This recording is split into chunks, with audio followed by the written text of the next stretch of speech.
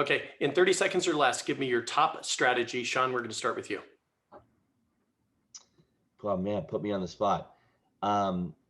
Utilize the funds that your buyer may or may not have in their 401k or gift from a family member. If a family member has, you know, a 401k that they're willing to show a gift letter that they're gifting, write your offer with the highest down payment possible. Your buyer has the right, at least in California, and it may be different in other states, your buyer has the right to change their loan program as long as it's within their loan contingency. So show as much down payment as your buyer can show proof of funds for, because they may be financing a low down payment or a down payment assistance program, but you don't have to show that up front.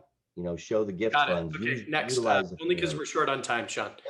30 seconds or less, Todd. What's your number one strategy? Can't hear you. You're muted, Todd.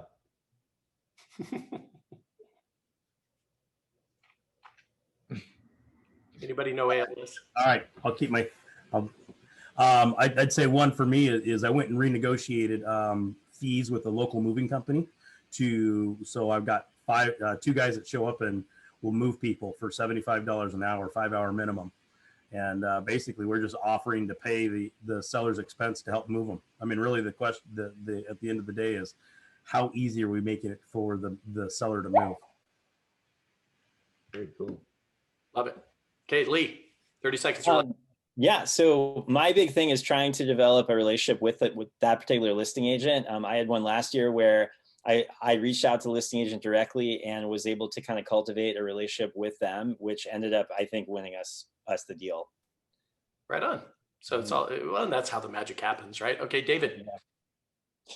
I was just taking notes. So it's all about communication. It's just communicating with the listing agent and finding out what the seller wants, because you can write the most amazing offer and have none of the things that the seller actually wants in there. So, finding out when their closing date is, where are they moving? Do they need to have occupancy after closing? Is it all about the money? You just got to communicate with the listing agent. We always open it up with, tell us how we win. Like how do we win? Okay, love it. Kevin Yoder, top strategy. Yeah, David's is really good. I'm just going to steal his. That's really good, man. It is true. His is the best strategy, I believe. So let me just tell you what I'll do next to doing what he said. Video email, video text has been really helpful for us to recap the offer, bullet point through a bomb, exactly what the offer details are, short, succinct, to the point, clear, confident, compelling. And that way that agent sees exactly what this offer is all about, rather than having to dig through the whole freaking purchase agreement. We're doing that, and it's working. They can share the video with the seller as well. Well, that's the other part. Yeah, we asked them to do that. Thank you, John. That's good. That's phenomenal. Okay, and Kevin, I know you have 7.5 proven strategies on how to get your offer accepted in a multiple offer situation, or whatever it was. Maybe it was 9.5. I can't remember. What's the methodology behind the half, by the way? What's the strategy? Yeah, I don't know. I think I copied that from somebody. The idea is that you just throw in a half, and a half is kind of like an icing on the cake. Like, oh, by the way, it gets more attention on video. That's how I do it, or on radio, whatever I'm doing. So yeah, the half is like you throw. There's actually probably 10 things we can do. The half is that last thing that gets people to pay attention. Right on. Keep talking, guys. I got to fill up my Yeti with some water real quick. I'll be right back. Have you ever heard of Jeffrey Gitomer, Kevin? Yeah. Totally. Yeah, I have his red book. Yeah, I have his book somewhere right now. Yeah. That was his thing. It was totally his thing. He's like, the 1.5 steps to like winning any negotiation. I remember reading that when I was a brand new agent. So yeah. Yeah, you're about ready to jar my memory on exactly who I did hear Gitmer. I have 2 of his books. He's so good. I'm not gonna go back and revisit him. Yeah, I like, because there's no bullshit. It's like, oh, you want to sell stuff? We'll go sell stuff then. Right. They just go do it. Quit being a Bambi already. Right. That's good. That's good. What else? Well, we got hey guys, Lee, Todd, Sean. This is gonna be fun. It's good. I missed the Good meeting. panel. Yeah. You guys want to fill me in on anything that I need to know about from the meeting, or just same? Our systems are broken, Awesome. Yeah. but We're they're gonna being change that. fixed. Right on. All right, Good. gang. So we're going to go live in about 90 seconds. Thanks for all being here. Thankfully, we don't have any technology issues or anything today, which is great. The first one was set up where it said panelist video off. That was a lot of fun. It was me as a talking head, and it just showed the names of the other individuals for like 15 minutes as we worked through how to get into the settings while the webinar's live to get their videos up. So glad that's not happening today. Fix, prevent, right, guys? Right on. So You're we're on the back we're ready to roll. seat of Uber either. That's good. So here's my input. First, make sure your phones are on vibrate or silent. Okay, everybody double check. And we're gonna have fun today, right? My That's screen what it's now. all about. When we're having fun, guess what? They're having fun. So seriously, I want you guys to joke around, have some fun with this. Let's just keep the energy as high as we possibly can. And by the way, participate at the highest level you can. Let's play interrupter rules, by the way. Please do not say, Sean, can I interject? Don't do that to me. Just interject, okay? Just jump in. Don't ask permission to share, just share. That's why you're here. You guys with me? Yep. Yep. Perfect. Because if you do ask me, Sean, can I interject something? I'll say no, and I'll go on to somebody else. All right, we've got top of the hour. You guys ready? Let's do it. All right. Welcome everybody to the Icon Producers webinar. We do this every other week, and we're going to bring valuable content week after week, every other week after week, I should say. And today we're talking about how to win in a multiple offer situation game.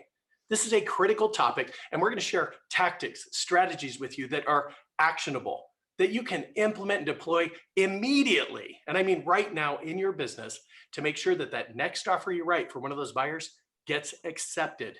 And you're going to get the best of the best from the top producing agents from around the world. Guys, we got Sean Policino, Lee Jennings, David Torgerson, Kevin Yoder, and Todd Watkins. And guys, we just want to pour into you for the next 58 minutes. That's our intention. We're going to pour into you for the next 58 minutes. So sit down, buckle up, get your pen and your notepad ready, because they're going to come at you fast, furious, these ideas, these strategies. And I want to make sure that you can just gain that knowledge and the skills to really crush it in 2021, especially in today's market. So welcome to our panelists. Sean, introduce yourself real quick. Yes, my name is Sean Policino. I work in the Los Angeles market. Been in real estate for 16 years. Came out of the auto industry before that for 15 years. Anybody bought a car in here, you know what that's like. Sold 36 homes my first year. Averaged about 35 to 37 homes a year, every year for the last 16 years. I told these guys to vibrate, to put their cell phones on vibrate. Right? And sadly, mine is on vibrate, but it still rang. I don't know. I'm just going to shut it off. Sean, thank you. Anything else you want to add, buddy? No, just thank you for inviting me. Appreciate being here, and I'm looking forward to share. We're all in a crazy market here. I invited you because you can bring so much value to these people. Way to go. Lee Jennings, introduce yourself real quick. Yeah, and so my name is Lee Jennings. I'm an agent in Seattle, Washington, and I've been in the business about 15 years. I have been paroled from property management, and I've been enjoying being in production and just really excited to be here. Way to go, Lee. Fantastic.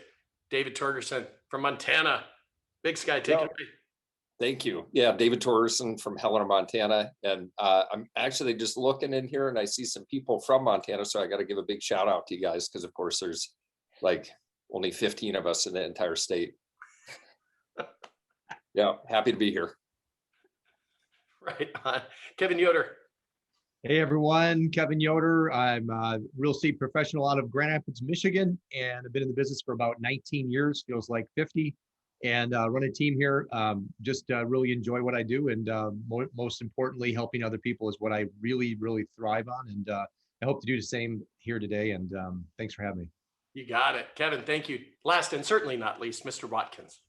Yes, thank you, Sean. Man, I'm over here in Washington State as well, but southeastern corner.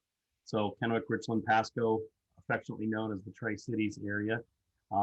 Starting my 17th year here, and just enjoying the new cycle. It's interesting to see how real estate sales transitions, or really as it goes in cycles. And this new cycle that we're going through, I think it's amazing for those that just put their head down and get to work.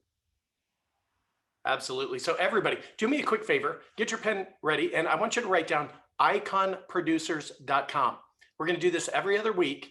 And as soon as this one's over, we're going to update that landing page, and you can register for the next one that we're going to be doing. And we're going to be talking about, in 2 weeks' time, we're going to talk about how to gain listings in a low inventory market, additional strategies and tactics. So let's open it up to today's discussion. I mean, obviously, with interest rates at historic lows, buyers flooding the market, and inventory being reduced in some markets by up to 70%, guys, it creates a feeding frenzy. It's that FOMO, right? I have a client on the East Coast put a listing on the market, 72 offers in 4 hours. You know what that means? 71 realtors didn't get paid. Now, I've got the ultimate strategy. I'm just going to give it to you right off the bat, real quick, guys. The ultimate strategy on how to win in a multiple offer situation every single time. Be the listing agent. That's the bottom line. Be the listing agent, and the listing agent wins in a multiple offer situation every time. However, you might have that listing, you got it under contract, those sellers are displaced, they're homeless, they need to buy a home, and of course they're looking to you for guidance. So let's talk about the strategies that are going to get you and them what they want. All right, so let's open it up, guys, and it's just kind of a free for all today. Okay, the interrupter rules. You guys are going to step all over each other. That's okay, because it's about meat per minute. So let's dive in. What's your number one strategy? Somebody take the mic. Well, I'll just hop right in and share, Sean. One of my favorite ones is I went to one of the local moving companies here in the area and negotiated a reduced rate. And basically, every buyer is making offers to pay for the sellers to move locally, so that to make it easier for them to move. I mean, because at the end of the day, you know, this is a seller's market, and the sellers are, I don't want to say prima donnas, but they're just like, you know what, I don't need to do anything. So why not make it as easy as possible for them to say yes to yours? Less stress, less mess, and it has been working out well for me. So I love it, Todd, to make their lives as easy as possible. Guys, oftentimes it's not the highest offer that wins. It's the one that's going to be the easiest for the seller to kind of align with, right? So paying a moving company, hey, we'll come in and box up all your stuff. Don't worry about doing any of that. We're going to take all the dishes, we're going to wrap them, we're going to put them in boxes for you. Heck, you could even pay for a cleaning crew to come in after the movers have come out and pay for the house to be cleaned as well, or at least to get the buyers maybe to step up and make that happen, right? Absolutely. So again, sometimes it's the easiest offer. Mr. Policino, let's come over to you. What's a strategy that you're engaged with right now that would help you win in a multiple offer situation? Great, thanks. I'm going to share 1.5 because Kevin's going to share 7.5. I'm going to share 1.5. So the half that I'm going to share is, as an agent, you have to have a proactive mindset. So before you even start working with any clients, think about what can I do in advance. So for me, I'm always in this proactive mindset. So that's the half. The full one that I want to share is utilize the gift letter. Now I'm in California, so it might be different in your state, but a gift letter is when a family member, a friend, somebody is going to loan money or gift money, gift money to the buyer. And now your buyer may not be using gift funds, but they may have a mom or dad that has a couple $100,000 in a 401k. And when you write that initial offer, if the parent is willing to put in a gift letter that they're going to gift $100,000 to the buyer, write your offer with the $100,000. In our contracts, the buyer has the right to change their loan program within their loan contingency. So if they're coming in initially with an FHA offer at 3%, 3.5% down, their offer is going to look pretty weak. And they're going to go, if you're in a multiple offer, 15 offers, they're going to go to the bottom of the pile automatically. But if you show that initial offer with 100K down, now you're up there at the top, and they can change their program, you know, after the offer's already been accepted, which is what we want. We want the offer to get accepted. So I've used this strategy just in the last 2 weeks with 3 VA buyers that were putting no money down. And in LA, we've got them into escrow. So. Wow. That is brilliant, Sean. Brilliant. So you go to a friend or a family member, somebody who has maybe a 401k, a self-directed IRA, maybe a large stock portfolio, they can volunteer to gift those funds. And in the state of California, according to Sean, and I'm no attorney in the state of California, that's for sure, what you can do is change the financing terms leading up to that. Now, obviously, Sean, I just want to go a little bit deeper on this because I can only imagine what people are thinking. Multiple offer situation, it's bid up 20% above the request price. It's a VA loan. How do they bridge the gap? And with the appraisal issue, talk to me.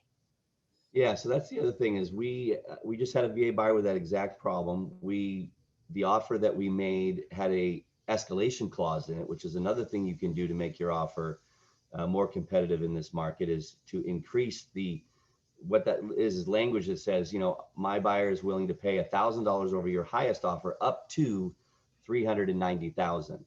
And we felt that over 380,000, we were to probably be in appraisal trouble.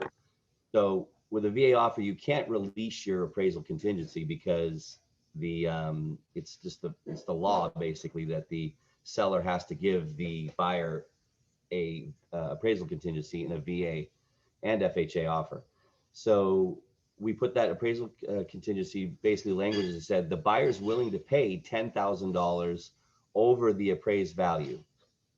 Now our buyer only had $10,000, so we went to the lender. The lender gave the buyer a lender credit to cover the closing costs. So now our buyer had $10,000 to be able to cover that difference between potential. That's fantastic. Way to go, man. I love it. I love it. Now, you mentioned escalation clauses. How many of you guys on the webinar are using escalation clauses right now? Okay, so success leaves clues, right? Success leaves clues. Now, here's my input.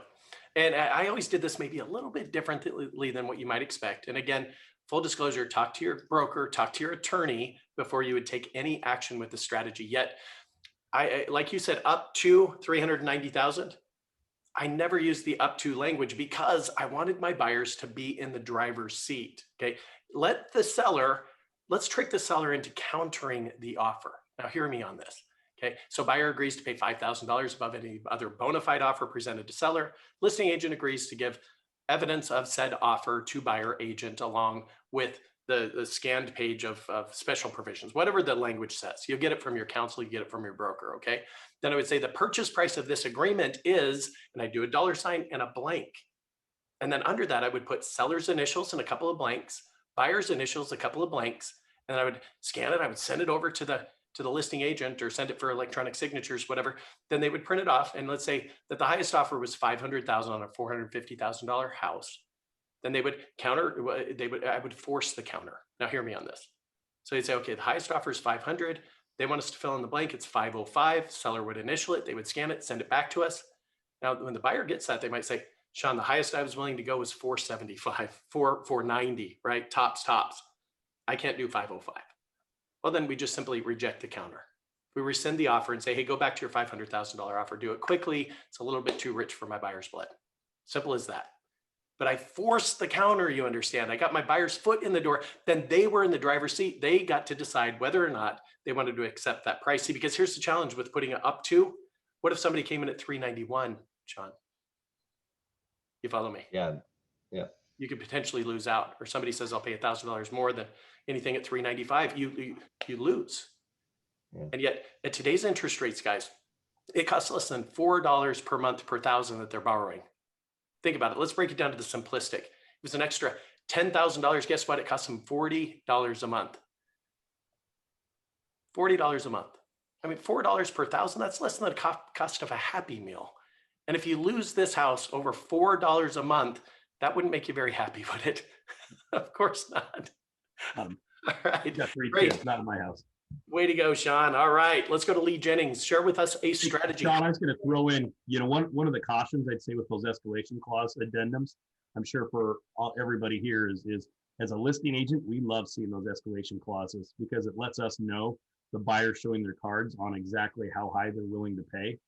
And so that is a caution that you as a buyer's agent, you should be aware of, is that even though you're saying, well, we'll go up to this amount, even if you're 20 grand low, I've seen deals where we've had one person do an escalation clause and the next closest offer was 15 grand less. So we went to the seller and said, Mr. Seller, if we try to do the escalation clause, we're going to miss out. Let's just honor these guys back and say, you know what? We'll take your offer right now at your max price. And a lot of times they do it. And so we move forward. So that's just, I guess, a caution or to the word to the wise with other agents, that if you do that, there are people that will know and take advantage. I shouldn't say take advantage, but make sure that the seller gets the best offer. That's what they're hired to do. Fantastic, Todd. Way to go. Lee Jennings, what's a strategy that you're using to win in multiple offer situations? So I did a deal recently where we walked into the house. There was an offer review date of probably 3 or 4 days after that. The buyer literally turned to me and said, how do we get this house? I contacted the listing agent. And this sounds kind of crazy, but I had the listing agent essentially help me write the offer. I essentially, he walked me through exactly what seller was looking for. And my buyer was very aggressive and was willing to increase their other earnest money to, I think, really probably double what would be customary on a listing of that size, and also make it go non-refundable. That's very aggressive, but it essentially got us the deal. Way to go, Lee. All right. You know what that is, Lee? Everybody, you know what that is? It's Winning. Winning. I love it when you guys are winning. It's phenomenal. Okay. Over to you, David Torgerson. Talk to us. Yeah. So the number one thing that we're doing is just communicating with the listing agent. And so on my notes here, I put an exclamation on this: get granular. So just get really granular with the deal. What is the closing date that the seller wants? Where are they moving? What's important to them? And a lot of the listing agents will tell you things that they probably shouldn't tell you either, which is a lot of fun. So one of the deals that we worked, the listing agent actually told us that the price wasn't really that important to them. That they know that it's going to go above asking. They're going to get multiple offers, but there was a little bit of, I don't know, it was almost like righteous indignation for how fast the market had gone up. And so I was able to, just hit the high points of what my buyer was going to bring to the table. And I did describe them, as they would like to be described. And it actually did get us the deal because the agent conveyed that over. But the other thing that we've done, and we've run into this a lot, so we'll try to communicate with the listing agent, but then the listing agent won't communicate with us. So we're calling the listing agent, we're texting the listing agent, we're calling the listing agent's office, we're going to the listing agent. I mean, like, we're doing everything that we can to get in touch with the listing agent, and they're not communicating with us. So what we started doing, and not every buyer is willing to do this, because it takes nerves. So we actually coached our buyers on a script that we have. We have the buyers go over to the seller's house. At a time when we know it's pretty reasonable that they're going to be there. Most everybody's working from home. Most everybody has, dinner from about 5:30 to 7 o'clock. So we try to time it between like 4:30 and 5:30. And the script is really simple. They go and they knock on the door and they say, hello, this is very awkward for me, and I know it's awkward for you. We have submitted an offer on your home, and our buyer's agent is trying to get in touch with your listing agent. And for whatever reason, they're too busy. They haven't been able to communicate. What do we have to do in order to buy your home? Like, what's really important? And then they just convey the information back to us. And then if we need to, we amend our offer and then send it back over to them. That's brilliant. No, I'm telling you guys, I trust you wrote that down, underline it, put some exclamation marks behind it, because you as an agent, it would be unethical for you to go knock on that seller's door. You'd get sanctioned, you'd get fined, you might even have your license suspended or lost. Now, there is nothing in the code of ethics that says your buyer can't go over and knock on that seller's door. You understand? There's nothing that says that. And if your buyer truly wants this house, they'll put their ego at risk a little bit to go over and talk to that seller and say, please accept my offer. What do I need to do, right?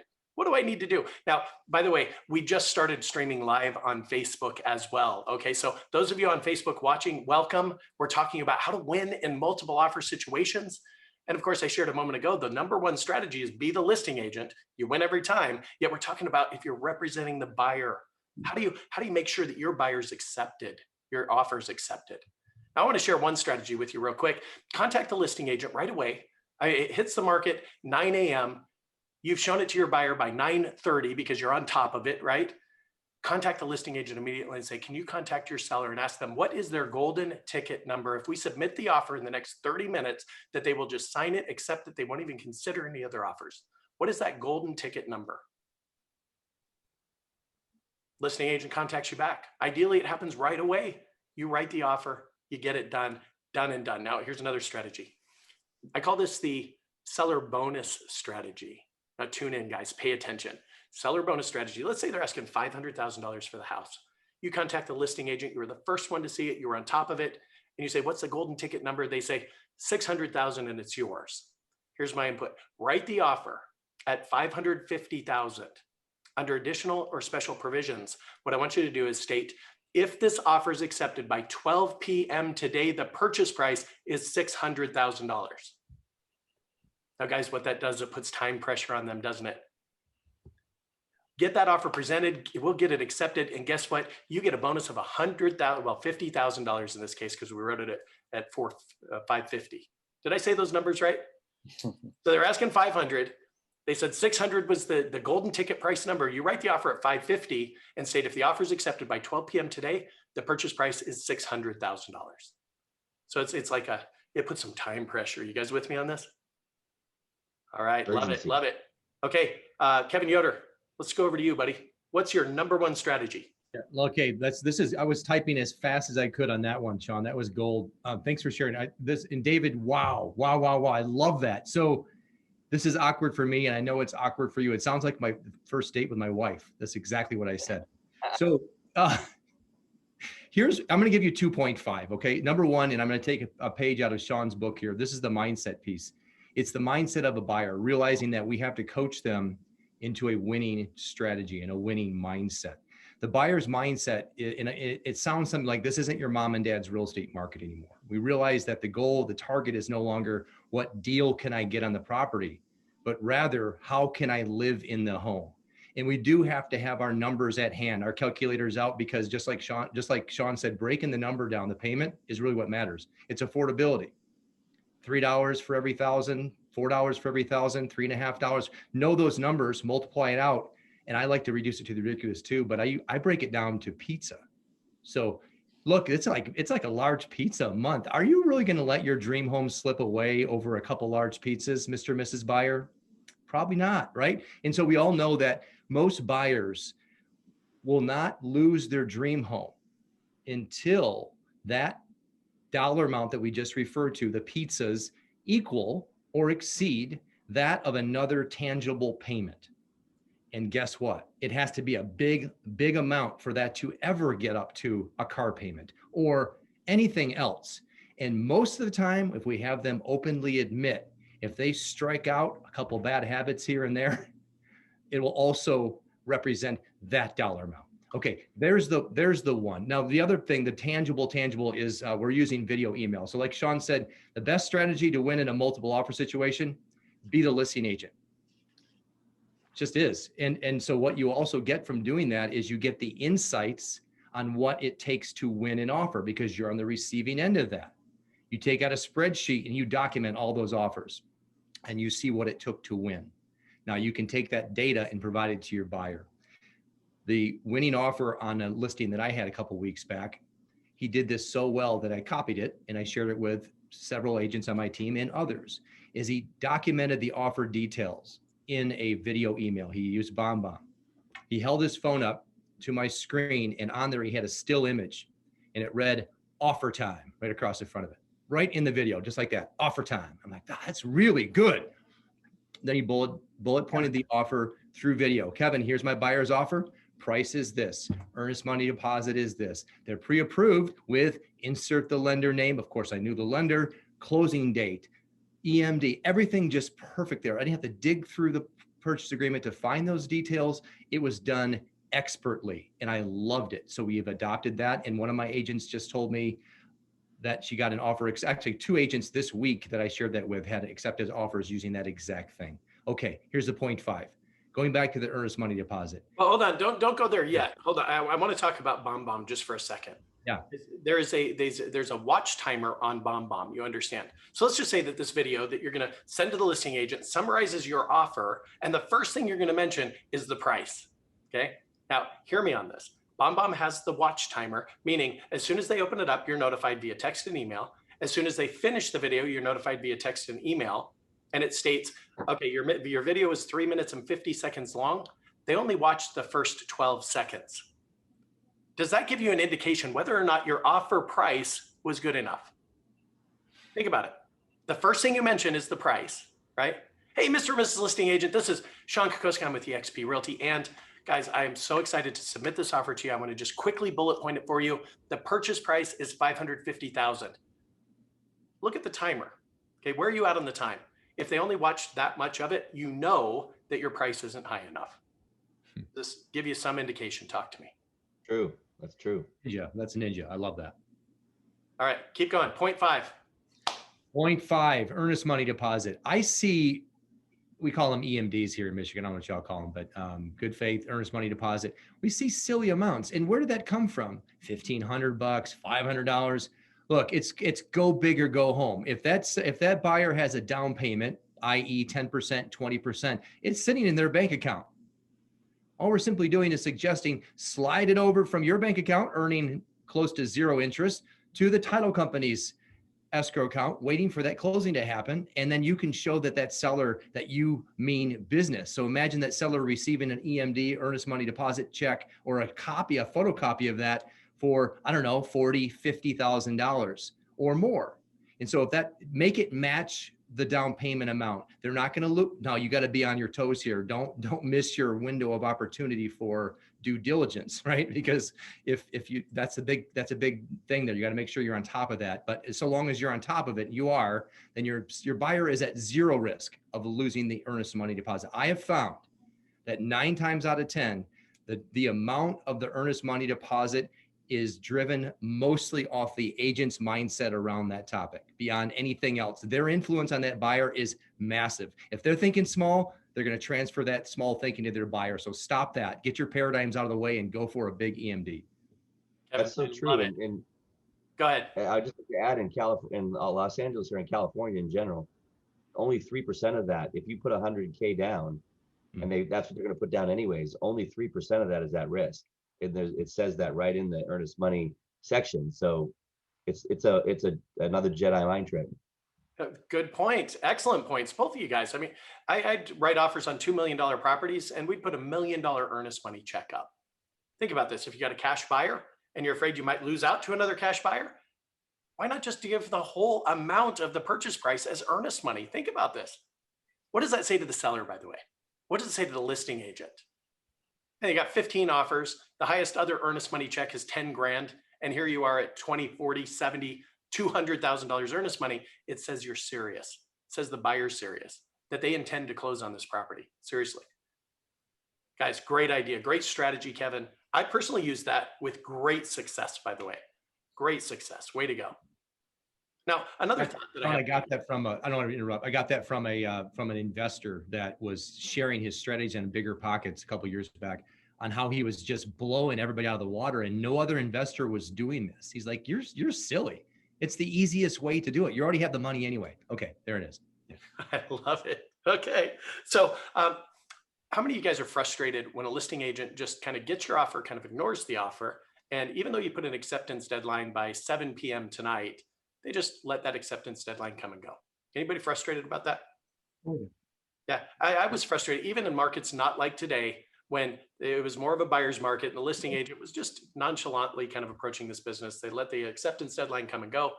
I'd say don't let the cat out of the bag. Now, for you feline lovers, I do apologize. It's just a figure of speech, okay? Yet don't let the cat out of the bag with the listing agent. You show the property to the buyers. Your buyers say, I want to make an offer. That's fantastic. Let me call the listing agent.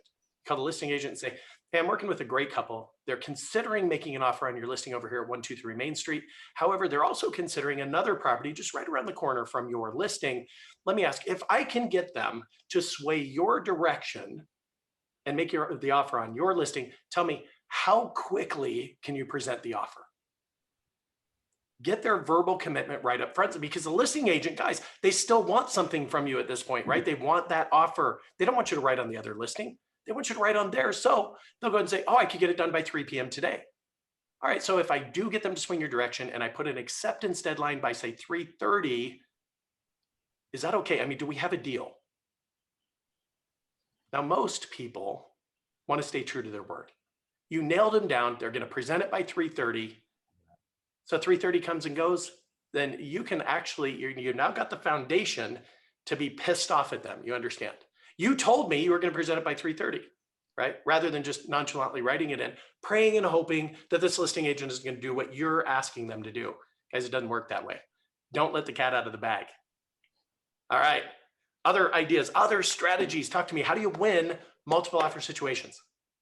I want to piggyback on what you just said, Sean. One thing that I teach my agents is on that. Can I have a commitment? And that, just like you said, this is right out of Cialdini's book, Influence. People want to follow through with their commitments. Ask them to make you a promise. And once they say, sure, I can make that promise. Great. Thank you for making that commitment.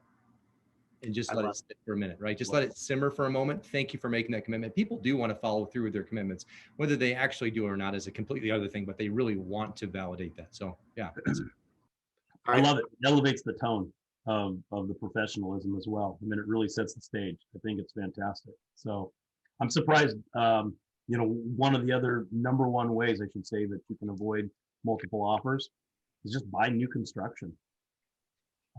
But that may even be going away. I'm hearing rumors that there's people that are doing lotteries now with lots with lumber prices and everything else that are going. So that may be going away in the future. But I think, mindset in the preparation is truly where everything has to start from get-go.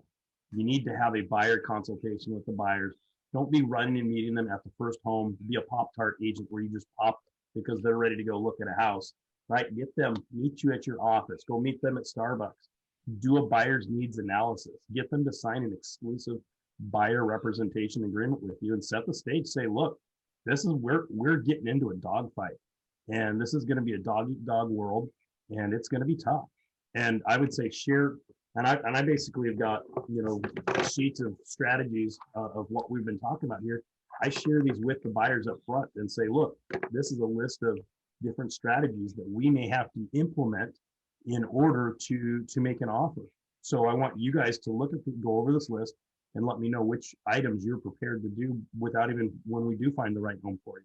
So that they were in that mental capacity, right? And then with that as well as if they have to get a loan, run the lender through the ringer. Make it so that approval letter is written only based on a satisfied appraisal report. Make everybody do their job up front.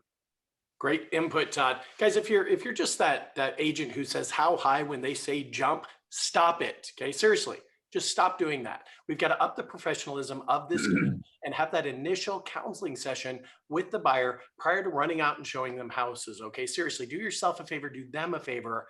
The goal of the initial counseling session is to set and then manage the appropriate expectations.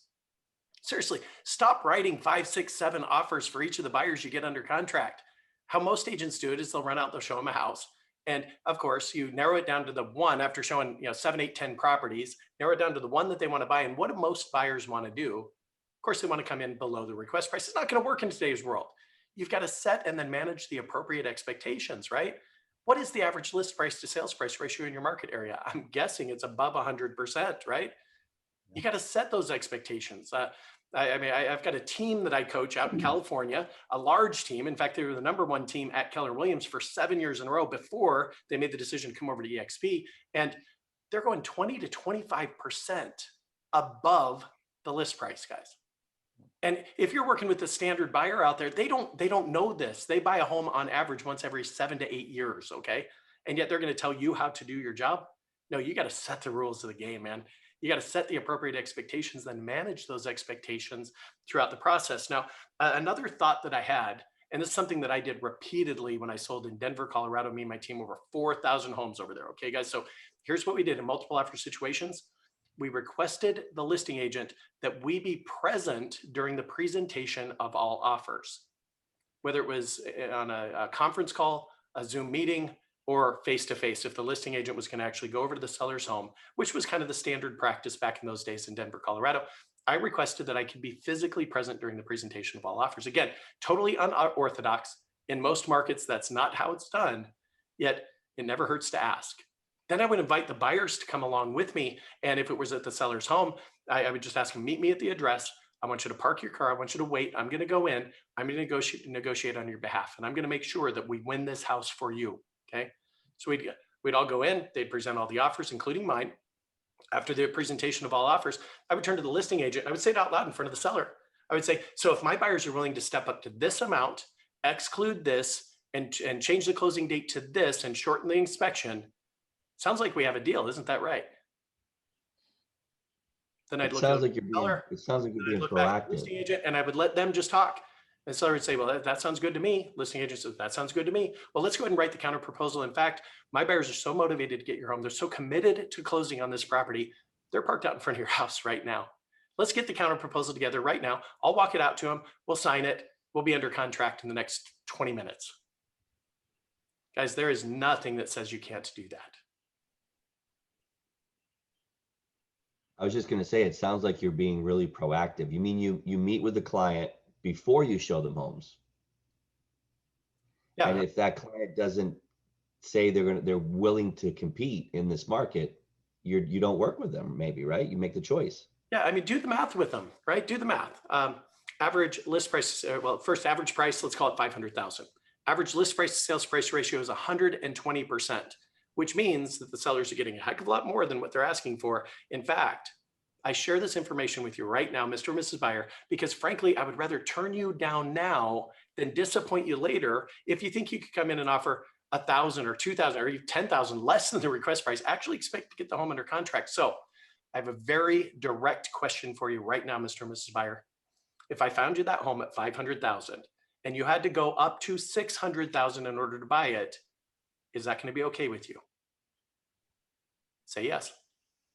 Yes. What you have to do is set and manage the appropriate expectations, guys. And if you fail to do that, well, shame on you. Okay, it's not their fault. It's not the market's fault. It's not the listing agent's fault that you're writing 5 or 6 or 7 offers for each of the buyers. Guys, you work so hard to show them all the homes, get them on paper. You got to be like a bulldog on a bone. You cannot let that thing go. Do everything in your power to make sure that you get their offer accepted. Everything you can. And that's exactly the strategies we're talking about. So let's recap real quick. Sean Policino brought to light something that I'd never heard of before. To get gift funds from a friend or a family member. Maybe they have a 401k or maybe, Sean, let me ask a question. Can you do it with the equity in a property if they had a HELOC that they're not using or something like that? Yeah, you can. Home equity line of credit can be used as proof of funds. Anything that the seller is going to accept as proof of funds from your gift party, the donor, the family member, again, you gotta disclose that you're changing your loan program, but you're doing that after, like 3 weeks into the deal or 14 days into the deal. If you're performing on everything else, as long as it's going to close, the seller shouldn't have a problem with that. I love it. Okay, Todd, the idea of the moving truck and making the seller's life as easy as possible. Fantastic idea, you guys. Getting a house cleaner in after the moving company is left so that the seller doesn't have to worry about it. Getting somebody to do the touch-up paint after they've taken the pictures off the wall, pulled the nails out of the wall. I mean, why not make it easy for them? Sometimes they'll go with the easiest offer, not the highest offer. I love it.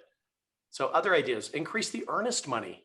Guys, that's an easy strategy. Anybody can do that, right? And then of course, pay attention to the due diligence deadlines, of course.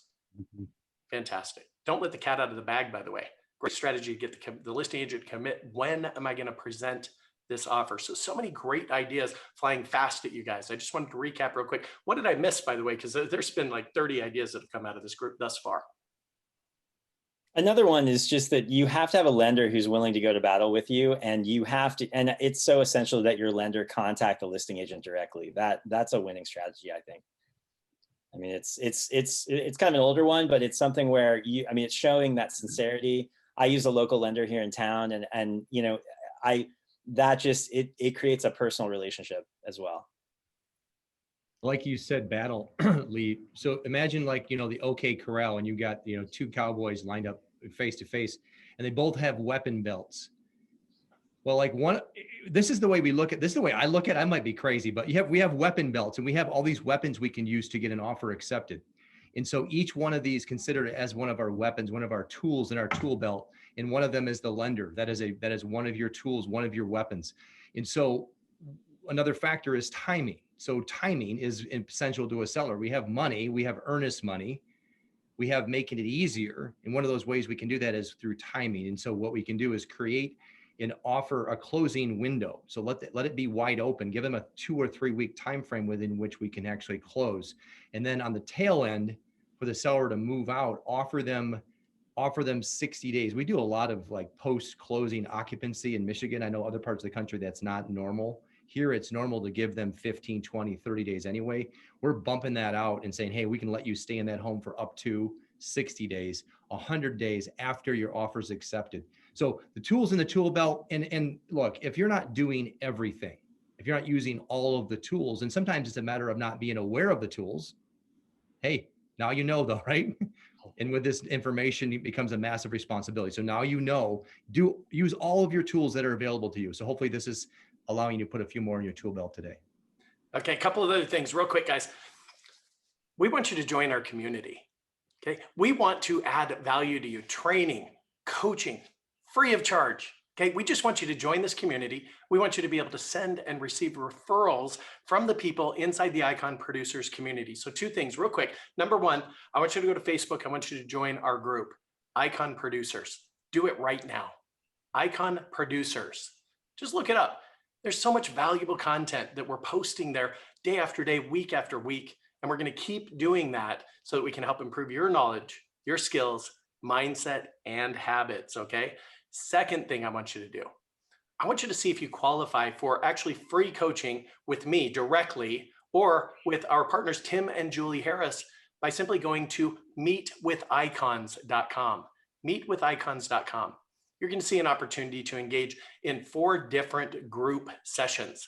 I'm going to ask that you do that right now. Meetwithicons, that's plural.com. Make that happen.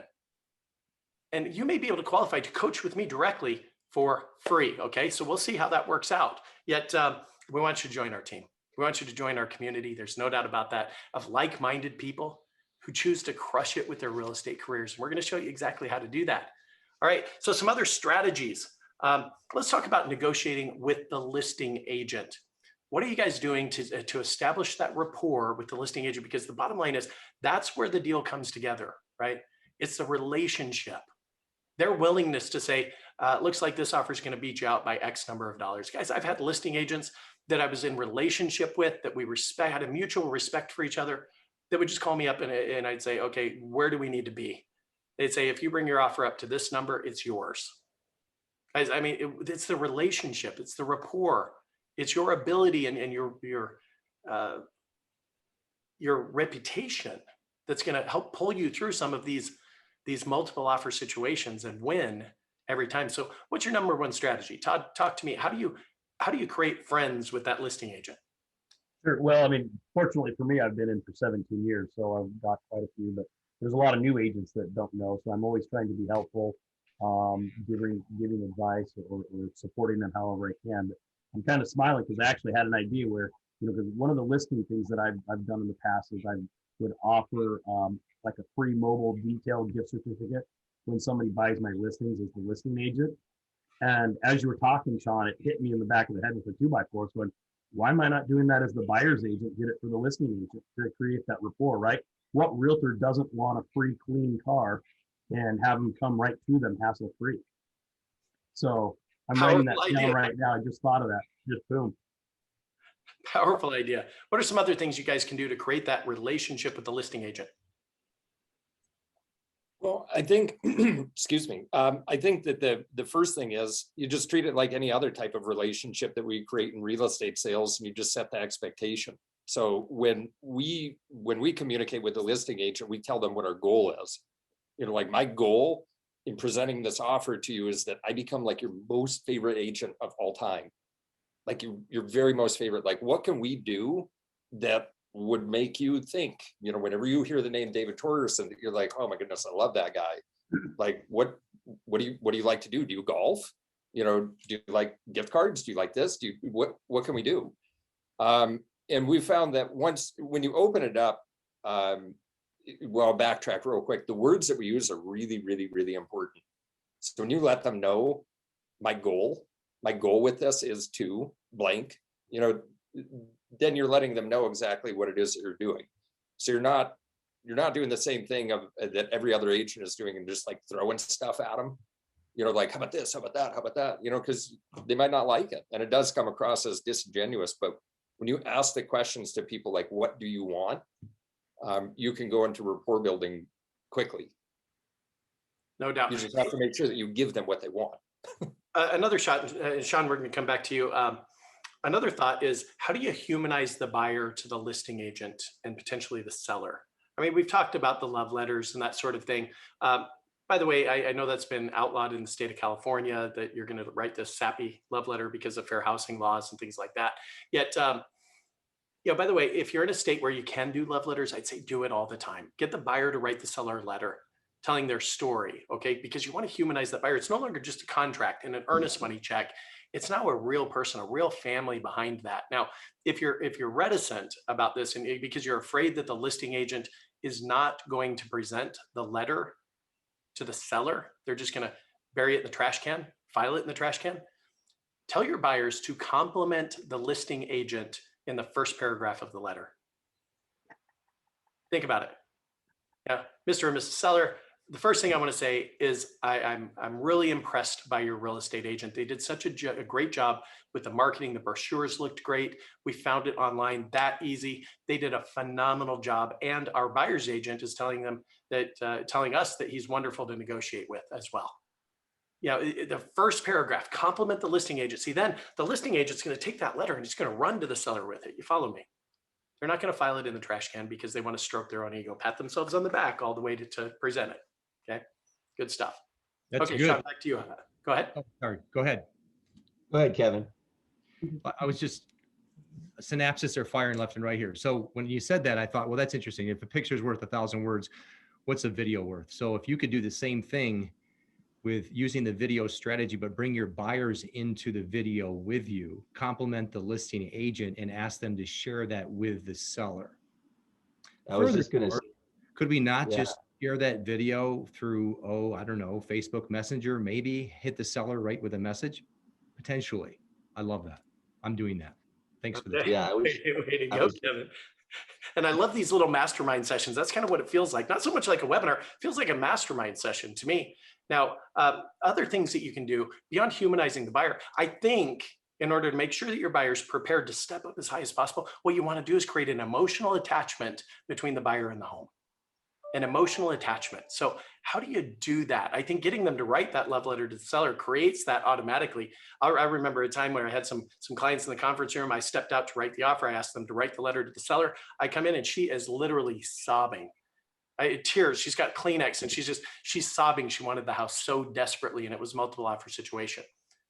So getting them to write the letter, that's one thing. Another thing you could do is take pictures of them inside the property.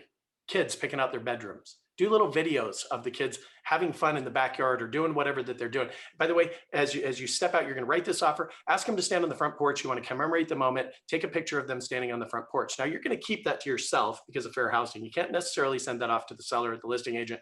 Yet, keep that to yourself. And let's just say that you present this offer, and the seller then and the listing agent, they counter the offer. I would encourage you to send the counter to the buyer along with the pictures, along with the videos, just to get them back to that emotional state that they were in when they made the decision to buy this house.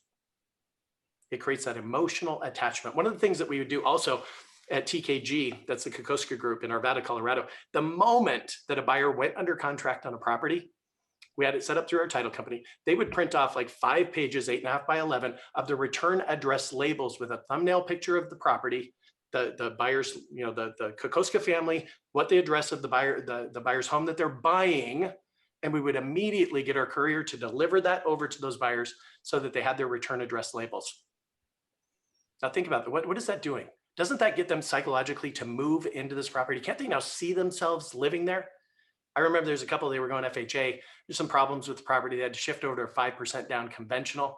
They were calling for gift letters. They're reaching out to friends, family members. They're doing whatever it takes. And I called them. I said, I'm just so impressed with your commitment to buy this property. What can I do to help? And he said, well, Sean, we had to be committed. I said, why is that? And they said, we already have the return address labels, you understand? So creates that emotional attachment. And by the way, just a couple of rapid fire things real fast. One of the things that irritated me more than anything is that once I get an offer accepted, if it's going to fall apart, it's probably going to fall apart due to the inspection. You guys with me on this? Where the buyer, of course, first there's several problems here. The listing agent, or excuse me, the inspector, they need to justify their fee, don't they? And in justification of their fee, they're going to create this laundry list of all these items, and they're going to turn a molehill into a mountain, right? So they got to justify their fee. That's problem number one. Problem number two is then the buyer wants to go to the seller with this laundry list of items. And what does the seller say? They kind of draw the line in the sand and say, listen, they're not buying a brand new house. It's the principle of the thing. And the deal blows up, right? So here's what we did. We negotiated with a past client of ours who happened to own a handyman company. Now, he wanted to grow his book of business. So I approached him and said, listen, we want to provide to every one of our sellers, every one of our buyers, 2 hours for free of your handyman service. And I want a 50% discount on your hourly wage. I said, it'll help you build a book of business. And whether they use you or not, we're still going to give them the 2 hours, and I'm still going to pay for the 2 hours, yet I want 50% of your hourly wage. He agreed to do it because he recognized that once he started into a project, even on a brand new home, they want pictures hung, they want wall coverings hung, they want or window coverings hung, excuse me. He agreed to do it. And so here's what happened. When the buyer would get the inspection report and my client care manager for buyers would get it, they would immediately send it over to the home to the handyman. The handyman would say, okay, in 2 hours, I could do this, this, this, this, this, and this.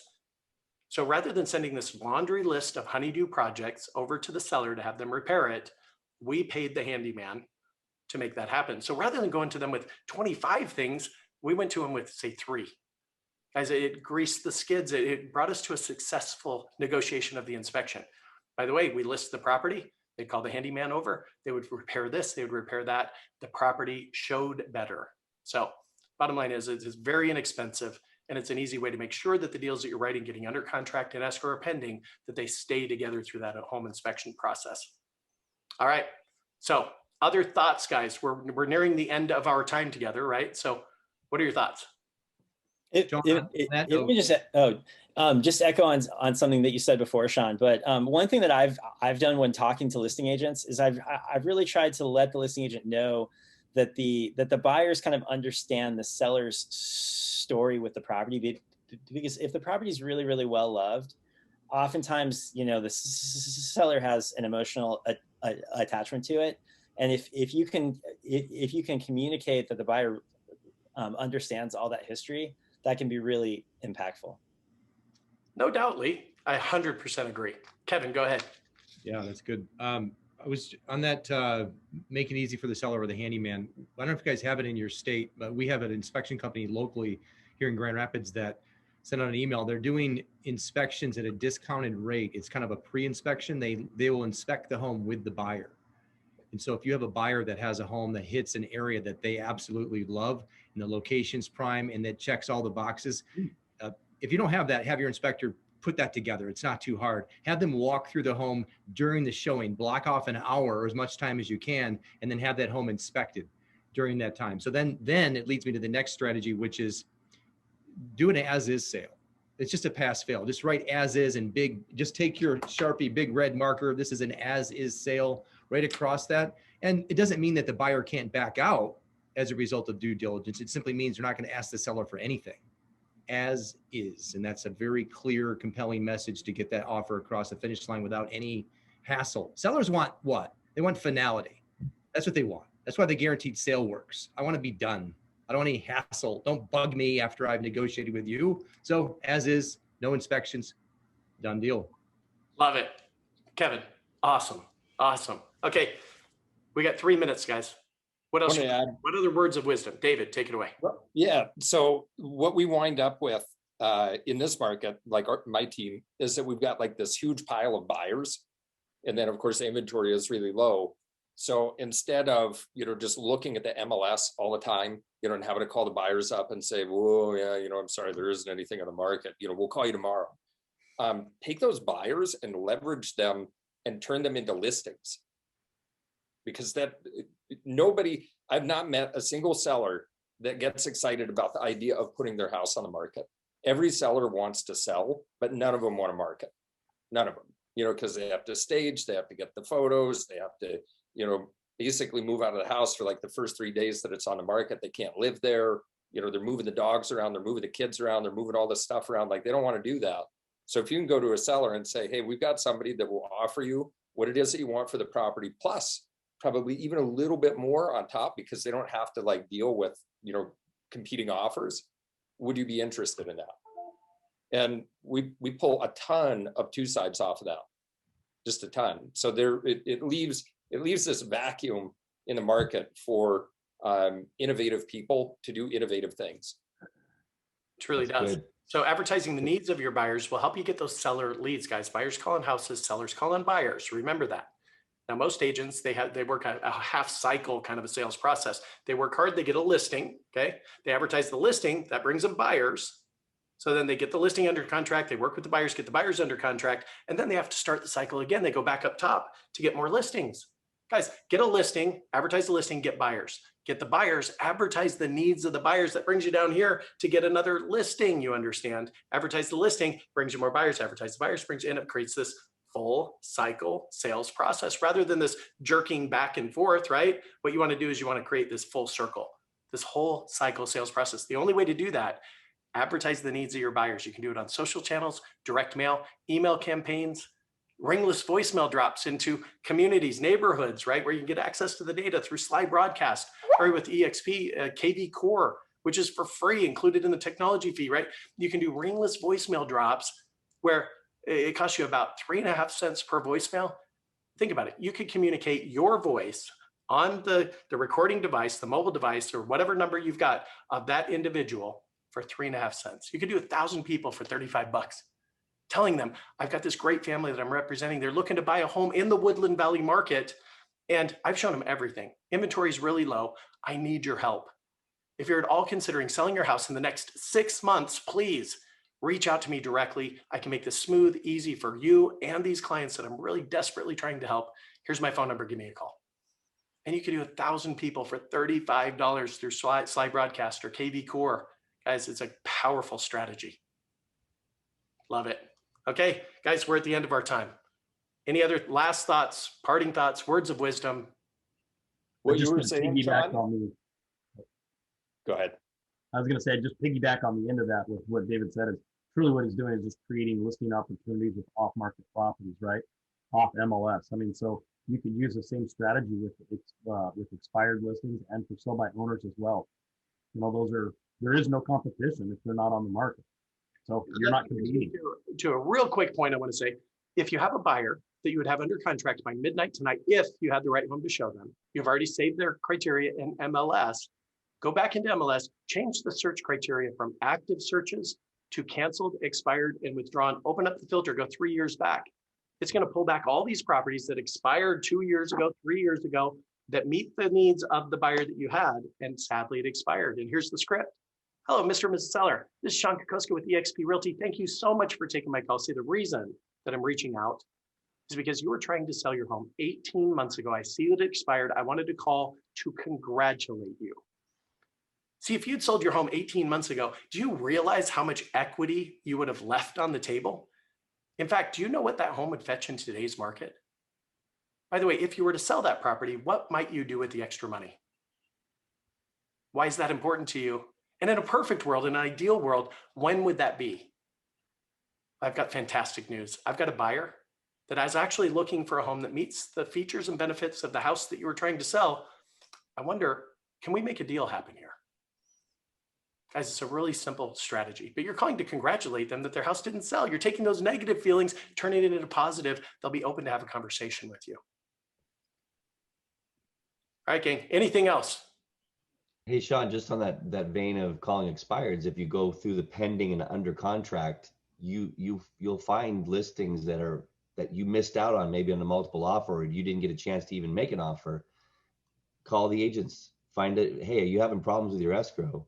You'll find ones that are falling out of escrow, and they'll tell you what they pretty much needed to match that offer, and you don't have to compete with the rest of the market. Thank you, Sean. I can't believe that none of us brought that up, because that is a powerful strategy. Seriously, to submit backup offers on those that are under contract in escrow or pending. Seriously. And by the way, you can do multiple backup offers on multiple different properties. And a lot of these buyers, by the way, like my next door neighbor just sold his house sight unseen to a family from Philadelphia. They didn't even see it.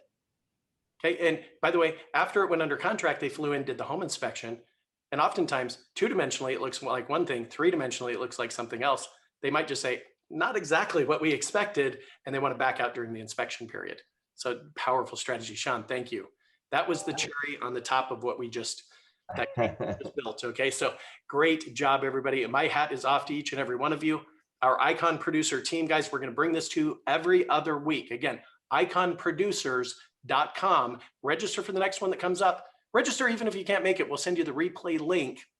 And if you want to see if you qualify to coach for free with us, by the way, and to join our community, just go to meetwithicons.com. Guys, there's no upsell here. We're not trying to sell you anything. We do not want in your wallet, period. End of story. We just want to add value to you. We want to give you the knowledge, skills, mindset, habits to increase your trajectory and just really blow it up in 2021. So meet with icons, that's plural, meetwithicons.com. Guys, we'll see you on the other side. I trust, if nothing else, in the next 2 weeks or on the Icon Producers Facebook group.